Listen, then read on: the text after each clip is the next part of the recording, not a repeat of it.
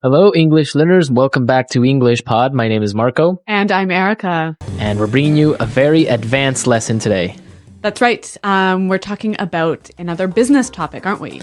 It's a topic that's kind of popular these days, all about efficiency and reducing costs. So we're going to be talking about the just-in-time philosophy. I don't know much about this philosophy, so good thing we've got Marco here. Well, what we are going to be looking at is not really in-depth. We're just going to be looking at some basic points of what a just-in-time philosophy would be like in a company. Mm-hmm. But what we're really going to be looking at is the language to do with this philosophy, right? Exactly. We're going to be looking at some technical terms and some other useful phrases that you can use when you are talking in a business setting. Okay, well, why don't we get started with the language then? Okay, let's take a look at vocabulary preview. Vocabulary preview. On vocabulary preview today, we have the word lead time. Lead time. Lead time. L-E-A-D, lead time. Right, like lead. This is something that factories usually would use. Yep. Yeah, I guess lead time is the time in between point A and point B on a production schedule, right? Right. So you could have, for example, production lead time. So that's the time between when you make an order and when the product is finished. Exactly. And you could also have delivery lead time. So the time between when you place an order and when the product gets delivered to you. So depending on the companies, you have different lead times. Some are 3 days, other are 5 days, Yep. other are 45 days.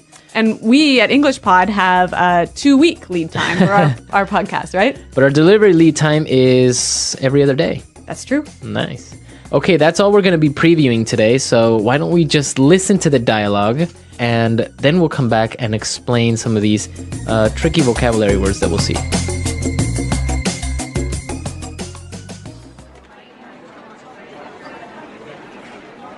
I called this meeting today in order to discuss our manufacturing plan. As I'm sure you're all aware, with the credit crunch and the global financial crisis, we're obligated to look for more cost-efficient ways of producing our goods. We don't want to have to be looking at redundancies, so we've outlined a brief plan to implement the just-in-time philosophy. We have two basic points that we want to focus on. First of all, we want to reduce our lead time. Why would we want to do that? I think this is not an area that really needs to be worked on.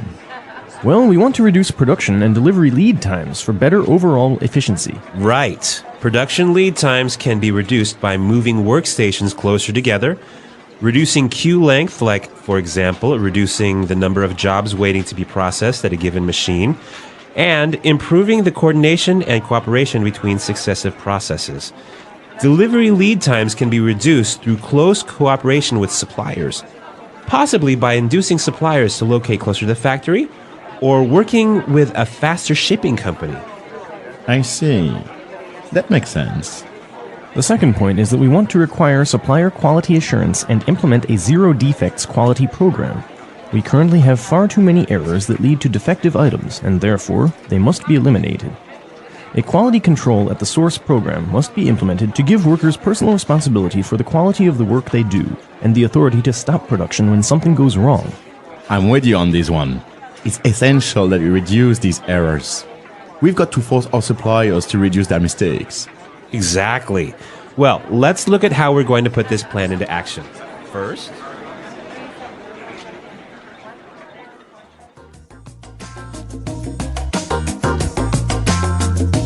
Okay, so they're going to implement just in time in their company. Yes. Yeah, I guess they're putting in some cost control measures. So Marco, there's some great language in here. Why don't we look at it now in language takeaway? Language takeaway. Okay, the first word today, redundancies. Redundancies. Redundancies. Redundancies. So this is kind of a strange word because usually a redundancy is when you're speaking, right? Yeah, maybe when you say something that's already been said. Exactly. You say something that has already been said. But we also use it in the business world. Right, and it comes from the base word redundant, right? Okay. Meaning extra, more than what's needed. Okay. So when a person or a position is made redundant, basically it means they get laid off, right? Right. So redundancies are a synonym of layoffs. Exactly. Okay. Yep. All right, let's take a look at our next word. Workstations. Workstations. Workstations. Workstations. So a workstation could be anything from your desk. Yeah, or maybe a workbench. A workbench. or even a place on a production line. Right. So you're a certain machine or something like Yeah. that. So basically, a workstation is the area where you work. Okay. Okay, so you can say, can we get a new workstation for the new team member? Or I could say, I want to move my workstation closer to my employees. All right, so workstation. Okay, let's take a look at our next word. At a given machine. At a given machine. At a given. At a given. This is an interesting way to say at any machine. Exactly. Okay. Yeah, given here is operating exactly the same as here. The word given is operating exactly the same way as any. As any. Yep. Okay, so let's listen to some examples of how we can change it up a little bit and we can use this given word. Example 1. In this factory, how many cars are in production at any given time? Example 2. On any given day, about 40 million people use the internet. Example 3. Firefighters have to be ready to attend an emergency at any given moment. All right, so any given time, at any given moment. Yep. Any given day. Okay, now let's take a look at our last word today. Defective. Defective. Defective. Defective. So if something is defective, It has a problem with it. it has a problem. Yeah. We can say defective is an adjective. Right. And the noun is defect. Defect. Yeah. So if something has a defect, it is defective. Right. So for example, maybe you produce chairs and you make one and this chair is missing a wheel. Okay, so it's defective. Yes. The defect is the missing wheel. The defect is the okay. So before we listen to our dialogue again, I want to take a look at this phrase. I'm with you on this one. I'm with you on this one. I'm with you on this one. I'm with you on this one. So what does that mean exactly? I'm with you on this one. I agree with you. I agree with you on this point. Exactly. Okay.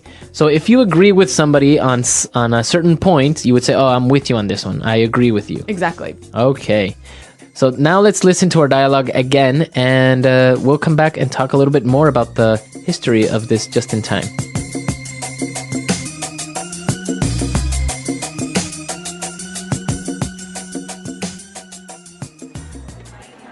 You know, James, I was thinking about how businesses survive in tough times.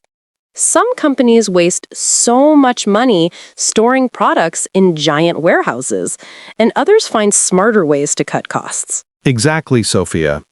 And that's where the just-in-time strategy comes in. It's like a secret weapon for companies. Instead of filling huge storage rooms with products nobody has bought yet, businesses produce only what is needed exactly when it's needed. That sounds efficient. So if a company makes cars, instead of storing thousands of spare parts for months, they order and use them right when the car is ready to be built? Perfect example. That way, they save money on storage and reduce waste. And here's a useful phrase for our listeners: to cut down on. It means to reduce something. For example, the company wants to cut down on costs. I like that. Learners can use it in daily life too. For instance, I want to cut down on sugar. That's a good way to practice. Exactly. Business English is not just for offices. It's also full of expressions you can use in everyday life. Sophia, one of the key ideas in just in time is something called lead time. Have you heard that word before? Yes, but I think many learners might not know what it really means. Could you explain it in a simple way? Of course. Lead time is basically the time between starting something and finishing it. For example, if you order a computer online, the lead time is the number of days it takes for the company to build it and deliver it to your house. Ah, so in business, shorter lead times mean faster results, right? Exactly. Companies try to reduce lead time because customers today want everything quickly. Nobody wants to wait weeks for something if they can get it in 2 days. That's so true. And here's a useful phrase: speed up. It means to make something faster. For example, we need to speed up production to meet the deadline. Great example. And learners can also use it outside of business. Like, I need to speed up my English learning. Yes, and that makes learning these terms even more exciting because they're not just business words, they're real-life words. James, I think another big part of just-in-time is the idea of working closely with suppliers, because if the suppliers are slow, then the whole system breaks down, right? Exactly, Sophia. Imagine a factory that depends on parts arriving every single day. If the supplier is late, the whole production line stops. That's why companies build strong relationships with their suppliers. They need trust and speed. That makes sense. And I think learners can remember a useful expression here, right on time. For example, the truck arrived right on time with the parts. Yes, that's a great one. And in daily life, you can say, I got to the meeting right on time. Or, she always arrives right on time for class. So, just in time is not just about saving money, it's about cooperation and reliability. If everyone does their part, things run smoothly. Exactly. And here's another helpful word, reliable. If someone or something is reliable, it means you can trust it. For example, he is a reliable friend. Or, this company is very reliable with deliveries. I love that. Reliable suppliers, reliable workers, reliable systems. That's the heart of just-in-time. Sophia, another interesting part of just-in-time is reducing waste. Companies don't want to keep extra materials that they may never use. It's like buying 10 loaves of bread when you only need 2. They'll just go bad. That's a great example. In fact, businesses call that extra stock inventory. If a company has too much inventory, it's expensive and risky. They have to pay for storage, and sometimes products get old or even defective. Good word there, defective. It means something is broken or has a problem.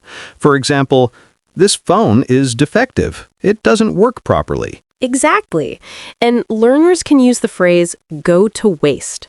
For instance, if you cook too much food, it will go to waste. That's easy to connect with daily life. Yes, and companies try to avoid waste because every little mistake costs money. That's why Just in Time pushes businesses to be smarter, leaner, and more careful. And honestly, James, that's also good advice for us as learners. Don't let your time go to waste. Use it wisely to practice and improve every day. James, another part of Just in Time that I find fascinating is the focus on quality. Companies can't afford to make a lot of mistakes because every defective product slows everything down. Exactly, Sophia. That's why many companies introduce something called quality control. It simply means checking products carefully to make sure they're not defective. If a problem is found, workers can stop production and fix it immediately. That's interesting. So workers are given more responsibility. Responsibility means having the duty to take care of something. For example, it's my responsibility to finish this report on time. Yes, and here's a really useful expression. Pay attention to detail. In business and also in life, paying attention to detail means noticing small things and making sure they are correct. For example, the designer paid attention to detail, so the dress was perfect. That's great. And learners can use it for their English studies too. If you pay attention to detail, your grammar will improve quickly. Exactly. So in Just in Time, quality is not just the job of managers, it's everyone's responsibility.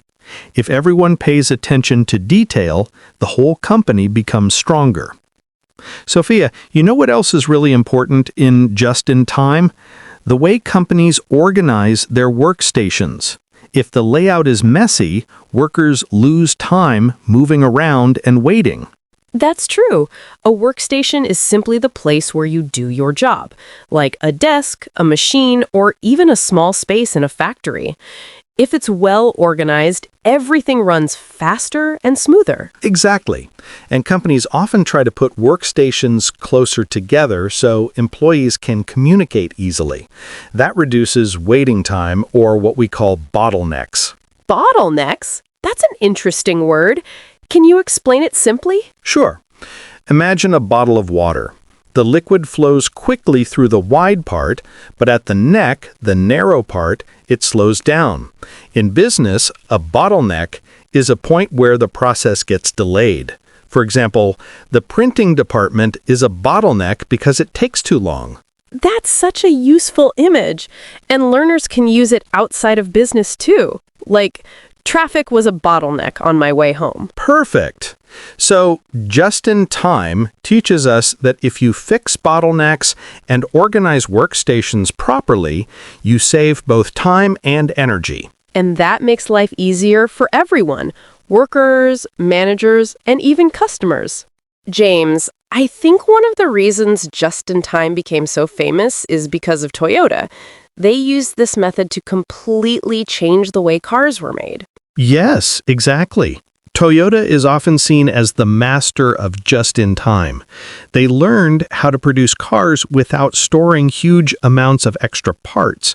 Instead, they worked with suppliers so that parts arrived exactly when needed. That's brilliant. And it shows that innovation often comes from solving real problems.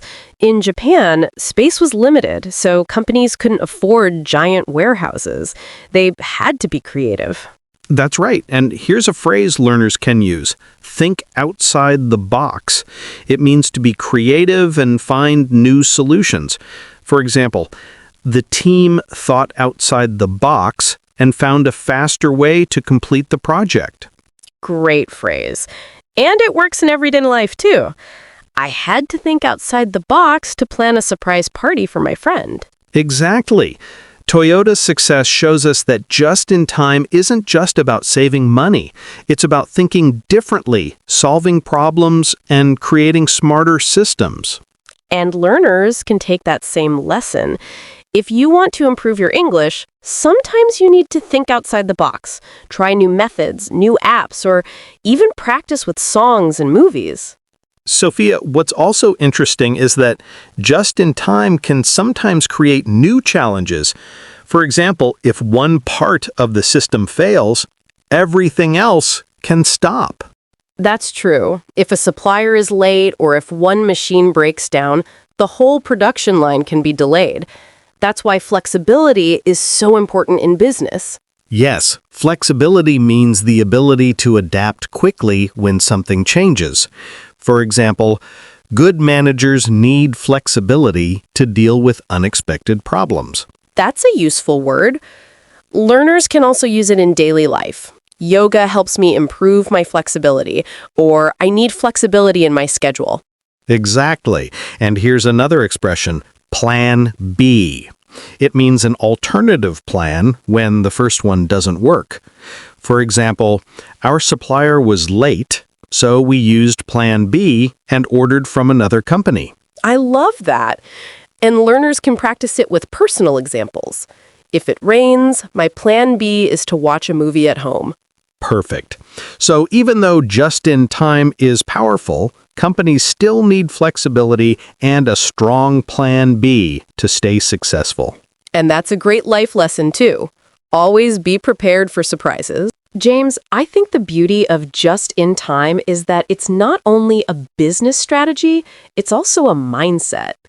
It teaches us to be efficient, careful with our resources, and ready to adapt. Absolutely, Sophia. Companies learn to save time, reduce waste, and focus on quality.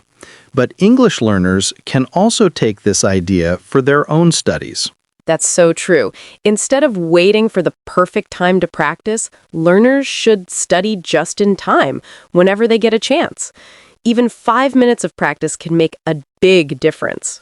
Exactly. And here's a phrase that fits perfectly. Make the most of it. It means to use every opportunity in the best way. For example, I only had a short trip to London, but I made the most of it. That's a wonderful tip. Learners can say, I make the most of my bus rides by practicing English on my phone. Yes, and if you, our listeners, make the most of this dialogue, your English will get stronger every single day. So keep practicing, keep learning, and don't forget, share this episode, like it, comment on it, and subscribe so you never miss more useful English conversations.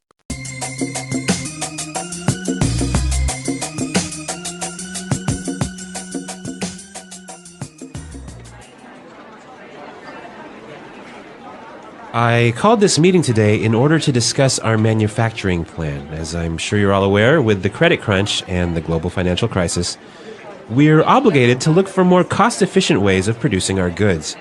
We don't want to have to be looking at redundancies, so we've outlined a brief plan to implement the just-in-time philosophy. We have two basic points that we want to focus on. First of all, we want to reduce our lead time. Why would we want to do that? I think this is not an area that really needs to be worked on. Well, we want to reduce production and delivery lead times for better overall efficiency. Right. Production lead times can be reduced by moving workstations closer together, reducing queue length, like, for example, reducing the number of jobs waiting to be processed at a given machine, and improving the coordination and cooperation between successive processes. Delivery lead times can be reduced through close cooperation with suppliers, possibly by inducing suppliers to locate closer to the factory or working with a faster shipping company. I see. That makes sense. The second point is that we want to require supplier quality assurance and implement a zero defects quality program. We currently have far too many errors that lead to defective items, and therefore, they must be eliminated. A quality control at the source program must be implemented to give workers personal responsibility for the quality of the work they do, and the authority to stop production when something goes wrong. I'm with you on this one. It's essential that we reduce these errors. We've got to force our suppliers to reduce their mistakes. Exactly. Well, let's look at how we're going to put this plan into action. First,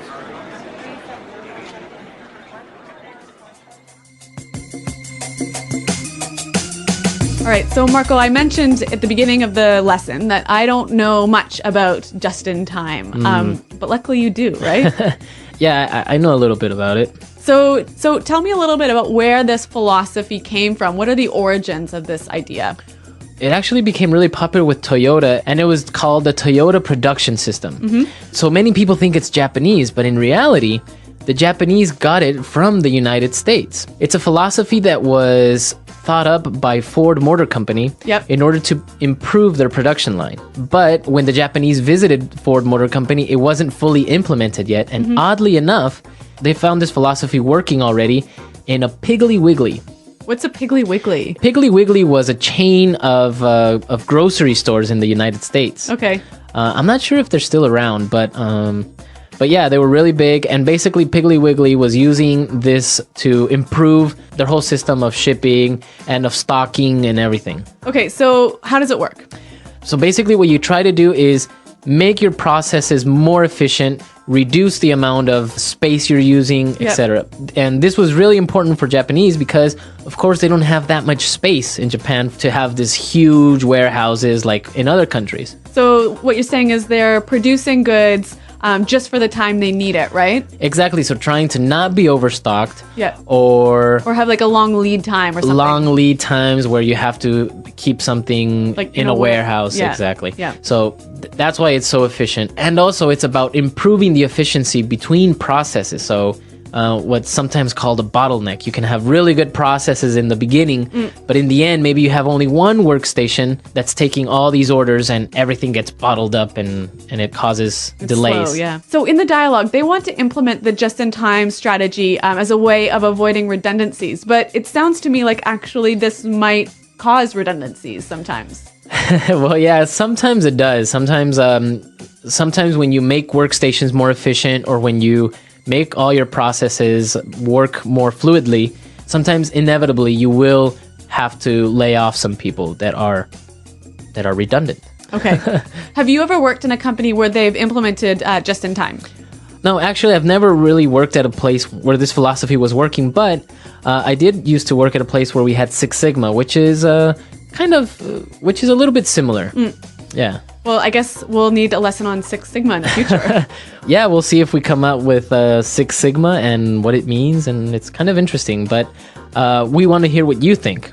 Yes. Have you guys worked in a place where they use just in time? Exactly, or if you have any quality control measures, or how does your company avoid having defective items or defective services? So visit our website, englishpod.com, and Marco and I are always around to respond to your comments and answer your questions. Exactly, so until then, it's goodbye. Bye.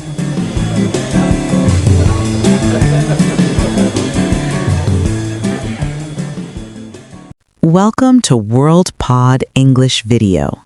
Today's story is called Smart Moves, and it's about how one smart decision can transform a business forever. Imagine a busy factory floor, machines buzzing, workers moving quickly, and boxes piling up in every corner. This was the daily scene at Brightech, a small electronics company that dreamed of becoming a global name. But there was one big problem. They were losing money every single month. Their warehouse was overflowing with unsold products, and their production time was painfully slow. The company's manager, Lisa, walked through the factory one morning and noticed something important. There were hundreds of finished products sitting in boxes waiting to be shipped, and dozens of half-finished items waiting in long queues for the next machine. It was like a traffic jam on a busy road. She realized that the problem wasn't the workers, it was the system itself. So, Lisa called everyone for a special meeting. She said, "We can't keep working like this. We're spending too much money storing products we don't need yet. We need a smarter way." Her team listened carefully. Lisa had recently learned about a business strategy called the just-in-time philosophy. In simple words, it's a way to make and deliver products exactly when they are needed, not too early and not too late. She explained, if we can reduce the time between making a product and delivering it to the customer, we can save space, money, and time. This is what experts call reducing lead time. Lead time means the time between the start and the end of a process. For example, if it takes 7 days to finish a product after receiving an order, the lead time is 7 days. But what if we could make it just 3? The workers started to get curious. Lisa used simple, clear language to make sure everyone understood. She gave real examples. Think of it like cooking. If you cook dinner exactly when your family arrives, the food is fresh, warm, and nothing goes to waste. But if you cook everything days earlier, it goes cold, takes up space in the fridge, and might even spoil. That's the same in business. Her words inspired the team. They began to see that small, smart changes could make a big difference. Lisa ended the meeting by saying, "From today, we're going to make smart moves. We'll learn, adapt, and grow together." The very next morning, Lisa arrived at the factory earlier than usual. She stood quietly at the entrance, observing every movement. Delivery trucks were parked outside, waiting. Inside, workers were already busy, but something caught her attention. Some machines were working nonstop, while others were completely silent. One worker stood near a machine with a pile of half-finished products, looking frustrated. It was clear. This wasn't just about speed, it was about flow. Lisa walked through the production area and noticed that some workstations were too far apart. Workers had to walk back and forth many times a day just to move items from one machine to another. That wasted precious minutes, and those minutes turned into hours. She remembered a key idea from the just-in-time strategy. Shorter distances mean faster production. She gathered her team again and said, "Look around. See those empty spaces between machines? They're slowing us down. We need to bring workstations closer together to reduce the waiting time between each step. When we reduce waiting, we reduce lead time. She gave a simple example to make it clear. She said, imagine you're making a sandwich. If the bread is on one side of the kitchen and the cheese is on the other, you waste time walking. But if everything is on the counter in front of you, you can make it fast and smooth. That's exactly what we're going to do here. Lisa also introduced a useful English phrase to her team. At any given moment. She explained, this means at any specific time. For example, I can say, at any given moment, there are 10 products being made in this factory. You can use this phrase in meetings or conversations to sound clear and professional. The workers repeated the phrase together, at any given moment. It felt powerful to use real business language. Then, Lisa made her first bold move. She asked the technicians to rearrange the machines, placing connected workstations side by side. It wasn't easy. There was a lot of heavy lifting and planning. But by the end of the day, the factory looked completely different. The machines formed smooth lines, like a river flowing without obstacles. She stood back, smiled, and thought, this is our first smart move. The new layout started to work almost immediately. Workers noticed that they were walking less and producing more. However, Lisa knew this was just the beginning. The next challenge was to improve communication and coordination between every part of the production line. Machines were now closer, but sometimes one station finished too quickly while the next one wasn't ready. This created small traffic jams again. Lisa decided to introduce a new rule: no silent problems. If anyone saw a delay, a mistake, or anything unusual, they had to speak up immediately. She explained, in English, there's a useful phrase, I'm with you on this one. It means, I agree with you. When someone points out a problem, we should respond by supporting them, not ignoring them. For example, if a worker says, this part is slowing us down, another can reply, I'm with you on this one. Let's fix it. This builds teamwork. She also trained the team to use clear, simple business phrases. Let's put this plan into action, to start doing something, not just talk about it. We need to reduce lead time to make the production process faster. This is a bottleneck, a point where the work slows down. By using these phrases daily, workers not only improved their production, but also their English. Lisa often reminded them, every time you use these phrases, you become more confident in real business conversations. To make communication stronger, Lisa installed a small light signal above each machine. If something went wrong, the worker pressed the button and the light turned red. Everyone could see it and respond fast. This simple system gave workers the power to stop production if something was defective. She told them, when something is defective, it means it has a problem. The problem is called a defect. For example, if a chair is missing a leg, that's a defect, and the chair is defective. We must catch defects early, not later. The team felt more responsible and respected. They weren't just doing their jobs, they were making decisions. The energy on the factory floor changed. People started helping each other, solving problems faster, and using English phrases naturally in their work. Lisa walked through the factory and thought, this is exactly what smart business is: people, language, and systems working together. As weeks passed, the factory began to run more smoothly, but Lisa noticed a new challenge. Even with better coordination and machine placement, the delivery time for finished products was still too long. The trucks sometimes waited days before leaving the factory.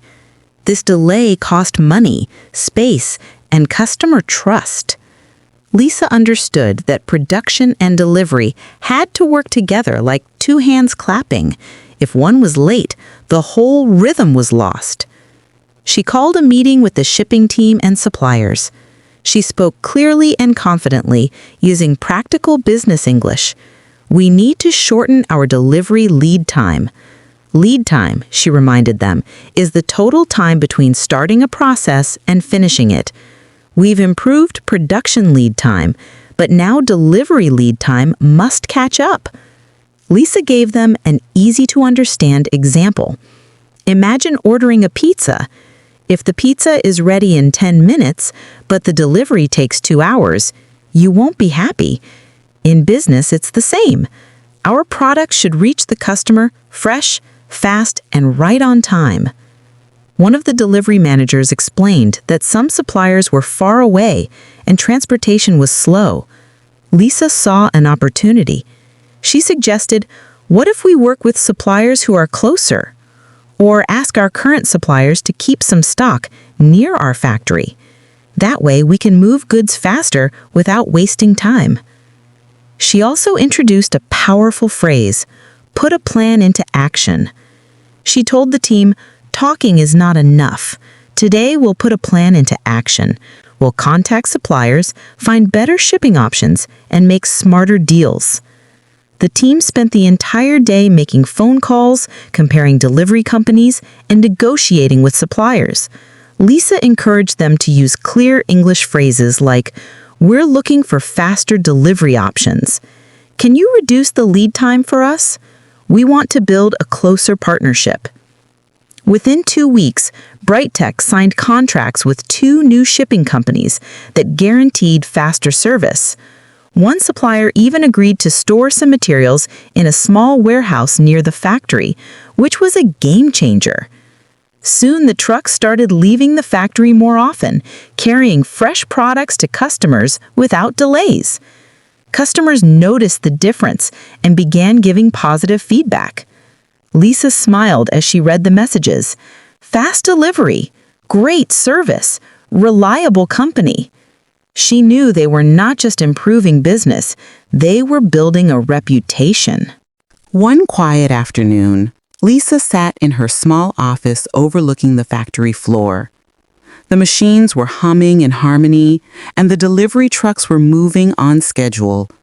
But she knew there was still one weak point, the quality of the products. Even though production was faster, some items were still coming out defective. A few small mistakes during production created big problems later. Customers had started returning a few items, and Lisa knew this had to stop. She gathered the entire team and spoke with energy and purpose. "We've improved speed and delivery," she said. "Now it's time to focus on quality assurance. From now on, every worker is personally responsible for the quality of their work. If something goes wrong, you have the power to stop the process." She explained an important business term in simple English, Zero Defects Program. This means our goal is to have no mistakes, 0 defects.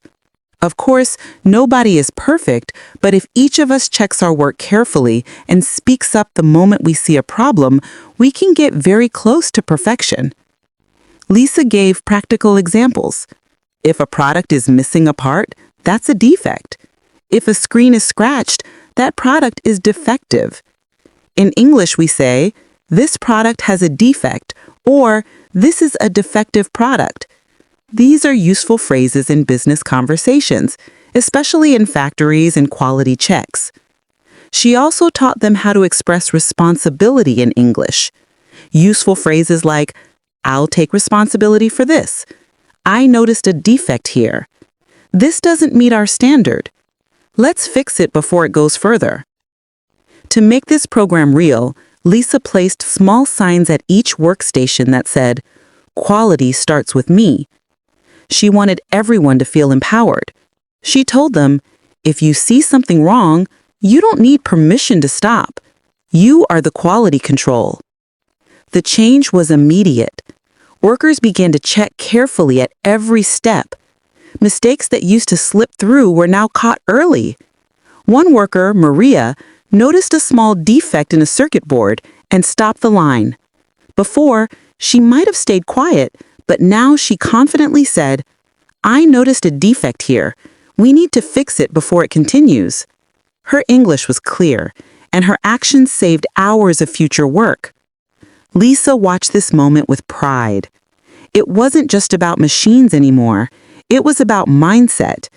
Everyone was thinking smarter, working smarter, and speaking smarter. As the weeks rolled by, Bright Tech's transformation became more visible. Orders were being completed faster, deliveries were smooth, and product quality had improved dramatically. But Lisa knew that to stay successful, they couldn't just rely on one-time changes. They needed to build habits that lasted. She believed that real success happens when smart systems become part of the company's culture. She called the entire team to a special training session in the meeting room. On the whiteboard, she wrote one big phrase: continuous improvement. Then she turned to the team and said, "This is not a one-time project. It's a way of thinking. Every single day we ask, how can we do this better?" She explained that in business English, there are useful expressions to talk about improvement. Let's make some adjustments, meaning to change something slightly to make it better.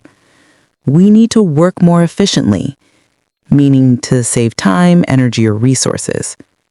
Let's find the bottleneck, to identify where the work is slowing down.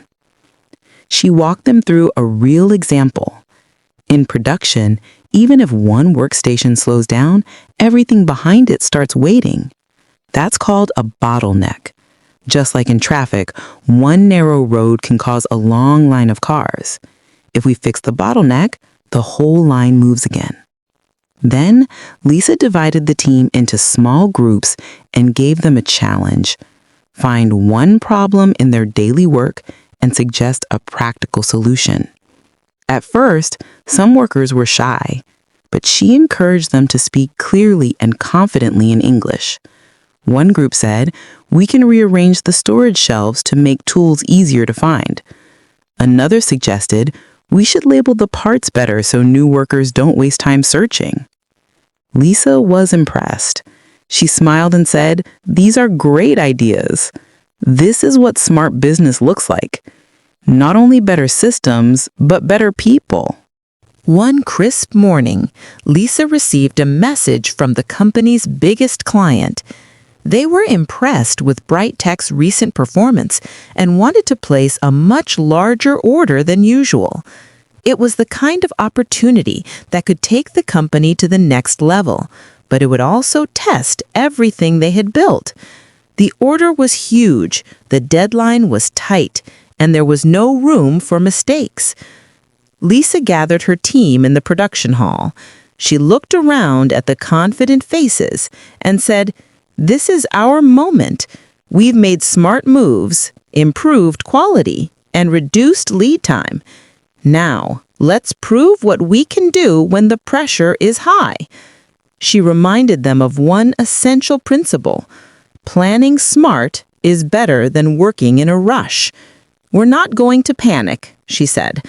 "We'll break this big order into smaller steps and work efficiently like we've trained for." She introduced a useful business phrase, "Let's map it out." She explained, this means to make a clear plan before starting. For example, before we begin this big project, let's map it out. It's a powerful way to show leadership in English. Together, they mapped out every step: ordering materials, arranging workstations, scheduling shifts, and setting clear quality checkpoints. Lisa used another phrase to motivate them: "We've got to put this plan into action." It wasn't just about making a plan, it was about executing it with precision. She walked from station to station, encouraging workers to communicate clearly. If something goes wrong, say it immediately. Don't wait. Remember our rule: no silent problems. Workers repeated phrases they had learned. "We need more parts at this workstation. This could create a bottleneck if we don't fix it now. Let's adjust the schedule to stay on track." Day after day, the factory moved like a well-rehearsed orchestra. Delivery trucks came in on time, suppliers responded quickly, and workers caught small defects early, even when unexpected issues appeared, like a delayed shipment or a machine stopping. Teams solved them fast, using both problem-solving skills and clear English communication. Lisa observed this transformation with pride. A few months ago, the same kind of order would have caused panic, delays, and defects. Now, the factory worked with confidence, speed, and discipline. She realized something powerful. Success isn't just about systems. It's about people believing in what they do. When the final shipment left the factory, on time and without errors, Lisa stood by the loading dock, watching the trucks disappear down the road. She felt a wave of accomplishment, not just for the company, but for every person who had grown through this journey. A few weeks later, Bright Tech received incredible news. The client sent a glowing review praising the company for its speed, efficiency, and perfect product quality. Even better, they recommended Bright Tech to 2 other companies. Orders began to increase steadily, and for the first time, the company was not struggling to keep up. They were ready. Lisa walked through the factory with a deep sense of pride. Everywhere she looked, she saw confident workers communicating clearly, solving problems quickly, and using smart systems naturally. What used to be a noisy, confusing space was now a place of focus and energy. The just-in-time strategy had become part of the company's DNA. She decided to hold a small celebration meeting with the team. Standing at the front, she said, "Look at what we've built together. We started with long lead times, defective products, and wasted space. But step by step, we made smart changes. We learned new phrases, improved our English, rearranged workstations, reduced delivery times, and focused on quality. That's how real change happens." She introduced a powerful English phrase to mark their success: raise the bar. She explained, when we say raise the bar, we mean to set a higher standard and keep improving. For example, we've done well this year, but next year, let's raise the bar even higher. Lisa challenged everyone to think bigger. We're not going to stop here. From now on, each department will find one way every month to raise the bar, whether it's faster delivery, clearer communication, or better quality control. Continuous improvement never ends. The team was excited. Maria, one of the workers, raised her hand and confidently said in English, "We can label tools and shelves in 2 languages, English and our local language, so new employees learn faster." Another worker added, "We can use digital boards to track lead times in real time." These ideas showed just how much their mindset had changed. Lisa also reminded them how valuable their English skills had become. Many of you didn't use business English before, but now you use phrases like lead time, put a plan into action, bottleneck, at any given moment, and more, naturally, every day. This makes you stronger not just here, but anywhere in the world. The room filled with applause and excitement. What began as a set of small adjustments had grown into a company culture where people think smart, speak smart, and work smart. Lisa knew that Bright Tech was no longer just a small electronics company. It was becoming a respected name in the industry. Months passed, and Bright Tech continued to grow. New clients arrived, old clients stayed loyal, and the team kept raising the bar. Lisa often thought back to the days she stood in the factory surrounded by boxes and delays. Everything had felt overwhelming back then. But now, the factory was a place of clarity, confidence, and constant improvement. One bright morning, Lisa stood on the balcony overlooking the production floor. The machines worked smoothly like a well-tuned orchestra. Workers communicated clearly, using the business English phrases they had learned. "We need to adjust this process," Let's put this plan into action. There's a bottleneck here. Let's fix it.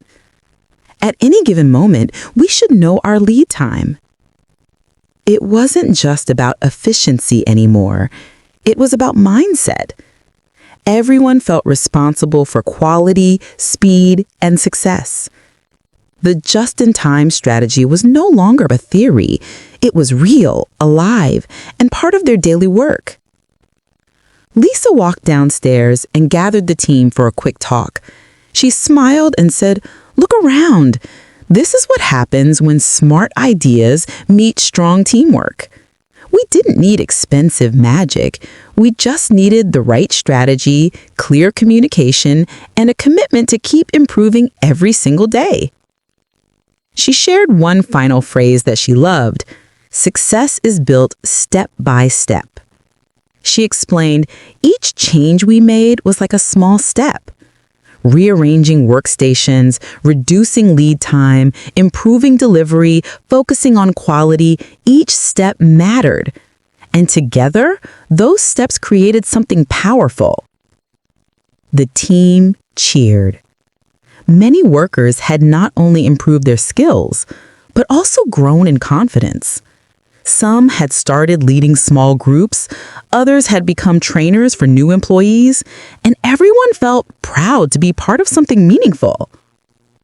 Brighttech's story became an example in the industry, a story of how a company transformed itself, not by rushing, but by making smart moves, one after another. Lisa felt proud, but more importantly, she felt hopeful. She knew that no matter how big the company grew, the foundation they had built, clear systems, strong teamwork, and everyday English communication would guide them forward. She looked at her team and said, "Let's keep raising the bar. This is just the beginning." Thank you for being a part of World Pod English video. If this story inspired you and helped your English grow, please like, subscribe, share, and comment. Your support helps us bring more powerful stories and learning to listeners around the world.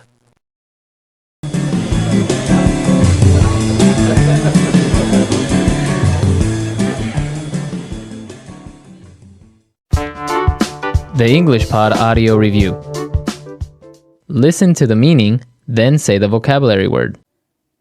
Make a person do something because it is the right thing to do. Obligate. Cheap, not expensive. Cost efficient. Lay off, the ending of workers' employment. Redundancy. Put a plan into action. Implement. The time between the beginning of a process and its end. Lead time. The ability to produce something more quickly. Efficiency. An area where a person works and does his job. Workstation. Used to refer to a specific time, place, or thing. Given. Having a mistake or error that makes something not perfect. Defective. A mistake or error that makes something not perfect. Defect. Supply of goods stored in a place. Inventory. The cost of holding inventory. Carrying cost. Large building where products or goods are stored. Warehouse. The supply of goods for sale or available.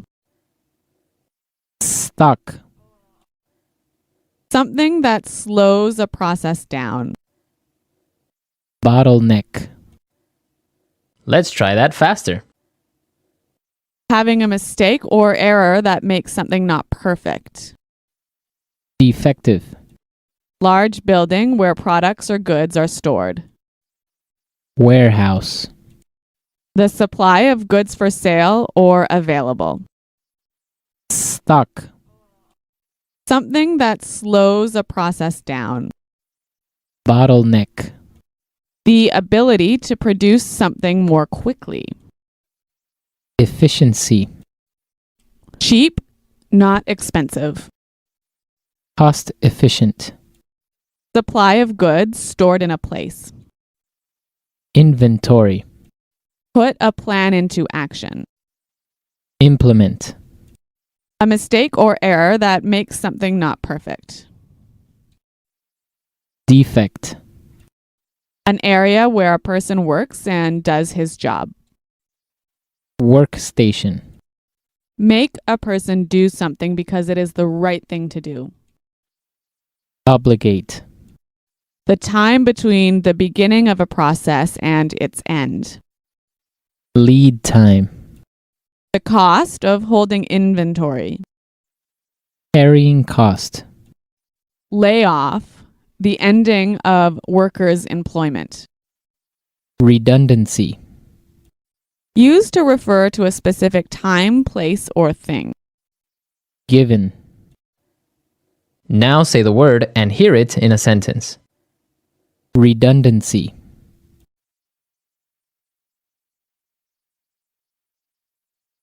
Our company is restructuring and it looks like we will have redundancies. Redundancy. I am sorry to inform you that you have become redundant. Redundancy.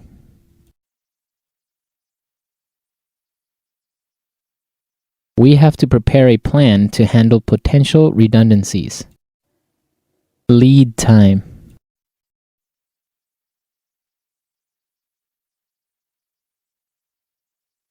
We offer a very low lead time at our factory. You can get our products in less than 3 days. Lead time.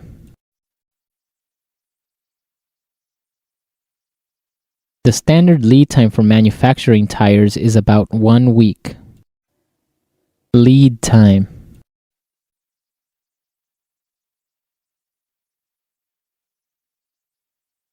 Customers are complaining about our delivery lead time. We should try and get the products to them faster. Workstation. We need to increase the number of workstations available for our employees. Workstation.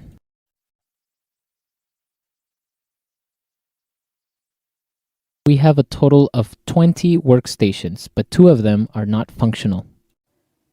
Workstation.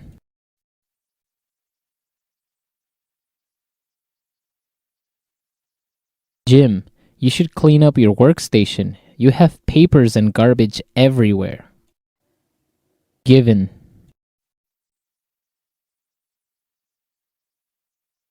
In this factory, how many cars are in production at any given time? Given.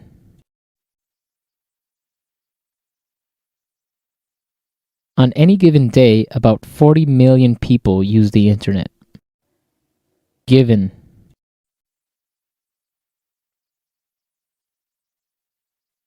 Firefighters have to be ready to attend an emergency at any given moment.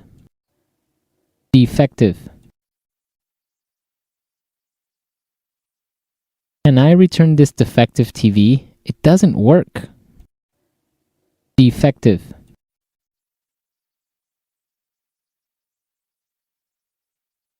We try to reduce the number of defective products by having strict quality control. Defective.